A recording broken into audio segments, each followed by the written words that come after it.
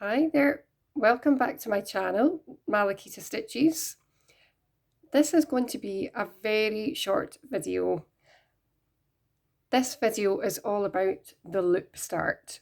So first of all, I'm going to show you how to do the basic loop start, which is where you have 2 strands of thread, and that's the most straightforward kind. It's really straightforward and easy, and I'll show you how to do that. And then I will show you how to do a loop start with an odd number of threads, for example 3 or 1. So I will make this video really quick. So here I have my 3 strands. We'll put this out of the way, have that ready. So first of all, I am going to do, now I've got the camera up really close here, just so that you can see it really close. This is 25 count here, 25 count Ada. Okay, with the loop start, please excuse the wobbling camera. I'm trying to do this really close up, and excuse my scabby nail varnish. Excuse me for that in advance. Right, so we pick our hole that we want to go down. We'll just take this top one in the corner here. So we go down, I've threaded up my needle, and this is 1 strand folded in half. So you would have, for your 2 strands, you would make it as long as you're going to need it, and then double it so that you can fold it in half. So what we'll do is we will put our, whoops, I'll come down here a little bit more so that you can see it. So this very top left hand corner, we'll pull it down and leave it so that there's a loop, and then we'll come up. I do my crosses from bottom right to top left for the first leg, and then swap over. So you just, if you do your crosses the other way around, you just do it the opposite way about. So here you can see we've got the loop. You literally just pull this through the loop. Now this is tiny hole, so you just have to be careful. That's that. Let's pull through the loop, and then you go down the hole. Again, the very first one that you put your thread in, and there we go. That's it, that's your first leg of the cross. And then you come up and do, whoops, excuse me for the wobbly camera, come up and finish off your cross. So that is how we would do a straightforward 2 strands on a loop. I'm going to pull the camera out a little bit here just now, just to stop it from wobbling about. Right, here we've got 3 strands. Okay, now this could be 1 strand or it could be 3 strands. I'm going to do it with 3 strands just now, just because it's a bit thicker and it shows up better on the camera. But you could be doing this with any amount. So what I'm going to do is just thread my needle. And this is just a really good thing to be able to do so that you don't have extra threads hanging at the back. It's just something that I like to do. So what I'm going to do, we'll go into this square here. I always come down with a bit of thread. I go down like this. If I was wanting to do this one in the top left hand corner again, whoops, that was the tail of the other thread at the back there. I literally just go a bit above where I'm wanting to go, not too far above, but a decent amount, and leave a bit of a tail.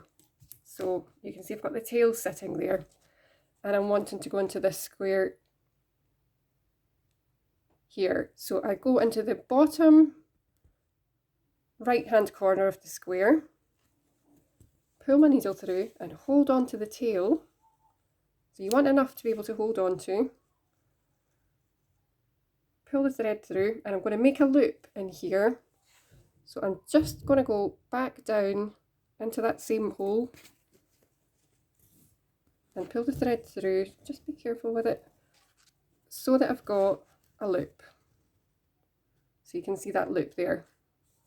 And then I'm going to come up in the top left hand corner and pull my thread up, and again I'll just put my thumb down over this to hold it.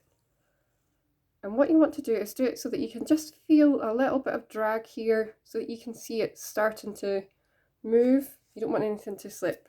And then put your needle through the loop.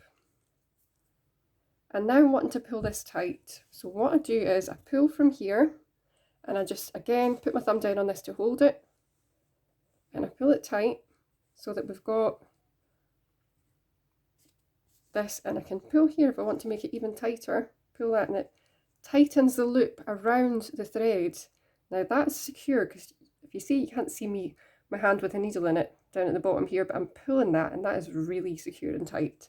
So I'm just pulling both sides to make it nice and tight, and I'm going to put my needle down back into the same hole that the loop is in, and I'm going to pull this down, and again just hold on to this bit here and just pull it under. You can see that I've pulled the actual loop through what looks a little bit like a tiny knot. It's went through to the other side, and again you can't see me pulling this here. This is the thread, it's now down on the bottom. I'm pulling this and it's really secure. So I'm going to finish off my cross just the way I normally would. And you can already see I'm yanking that and that's secure. And then definitely when I put this in here and finish it off, look how secure that is. That is really secure. And then what I do is get my snips and come and snip this off. And that's it. Now that's much more, again, look at that. I'm pulling it really tightly. Even once I snip that off, it's secure. I would never use, this is effectively 6 strands of thread that I've used for this cross, 3 going each way, and this is 25 count, so that's much, much thicker than I would normally use for this. Normally I would be using, for 25 count, 1/1 or 2/1, so 1 strand for a full cross and 2 strands for a half cross. But that's just for demonstration purposes. I'm going to show you that again one more time. I'll just cut this off at the back here. So we'll do it in the top left hand corner of the next one again. So just go a bit further away, put your thread in, enough so that you've got a bit of a tail that you can hold on to with your fingers. Go into, I always go into the one that's furthest away. I could go into that top one there and do the thing, but I go into the one that's furthest away just so that I'm stitching over the bit at the back here that's underneath. So the bottom right hand corner, go back into the bottom right hand corner of your square where you want to do your cross. Pull it so that you've got a loop. Come up in the top left hand corner. Just really gently until you can see that it's just catching that. Go through the loop, and then just gently pull that till the loop closes around it. And again you can pull up here just to make it a bit tighter. And again, this is much thicker than I would usually have on this count of fabric. Usually I would be using 3 strands of thread like this on an 11 count. Go back into the same hole again where your loop is, pull it down so that you can see just now we've got that little kind of knot, not a knot, but well, it effectively is a knot because it's, the thread is tied together with itself here. It's effectively a kind of knot, and we're pulling that down, pull it through just so that you can see it just sitting underneath. It's just went onto the other side, and again if you pull this bit here, that helps to pull it through. Sometimes it might not pull as much because you've secured it really well. If you just give this a little bit of a tug, and it helps to pull it through, because you don't want that sitting on top because it'll be extra bulk. You want it just sitting just underneath here, and then finish off your cross just the normal way. There we go. That's already extremely secure. and that's the cross finished. So that's how I would do a loop start for an uneven number of threads for one strand or for 3 strands, and then obviously just snip this off.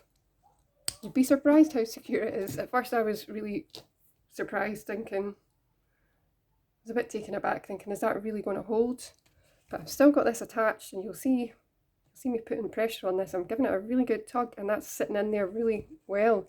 So that's actually brilliant. And I hear people talking about the pin stitch, if you want to do a pin stitch to start, because you've got an uneven number of strands of thread you're working with. And I've tried to do a pin stitch, and for some reason I can just never get it. It's very difficult for lots of people to do. And I think also the odd couple of times that I have done it, when I've seen the pin stitch sitting on like the little area that I'm stitching at the time, it has a lot of bulk to it. So this, if I had just done with one strand, I'll do it one more time just because you're here. I'll do it with one strand just to show you what it would look like, one strand on this count of fabric. Whoops, excuse me for the wobbly camera here. It's because it's so close and my hand keeps brushing against it. Right, we'll take one strand just while you're here. So this is the one individual strand, and I'll show you how flat it actually lies, because just talking about pin stitches they are quite raised from what I've found, and also much more difficult. This is just perfect, I think. So we'll just do the next square along again, go down like this, take it down, leave enough to hold on to with your finger and thumb, go into the bottom right, pull it up, and just keep a hold of this with your finger and thumb so that it doesn't slip under.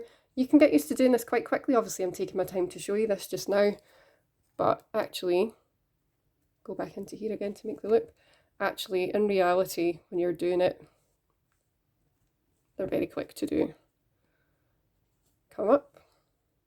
Again, just be careful that you don't pull it too fast and that you don't pull it through. Go through. Whoops. Pull it so that you see it just turns into a little thing. Pull this, and between the two, pull on both sides.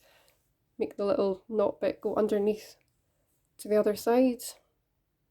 Go back down again. Whoops. And then finish off the second leg of your cross. And there we go. You can see that that's much finer because that's only done with one strand. These were done with 3 strands. So that's that. That's the tutorial for that. I hope that's been useful for you. If it has been, please subscribe to my channel to give support to the channel and like the video. Thank you for watching.